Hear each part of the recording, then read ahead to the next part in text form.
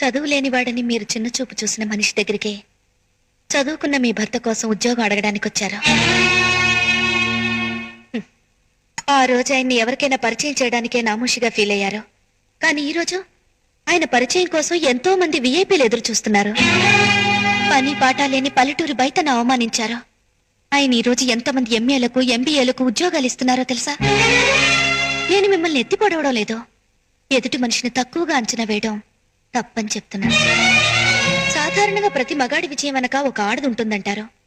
కానీ ప్రతి ఆడదాని విజయం వెనక ఒక మగాడు ఉంటాడని ఎవ్వరూ చెప్పలేదు.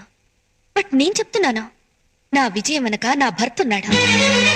ఇప్పుడు చెప్పండి, నేను చదువుకున్న మూర్ఖురాలా లేక మీరు చదువుకున్న మూర్ఖురాలా? నా మాటలు మిమ్మల్ని గాయపరిస్తే నన్ను క్షమించండి. మీ వారికి తప్పకుండా ఉద్యోగం ఉంటుంది. మీరు నిశ్చింతగా వెళ్ళిరండి.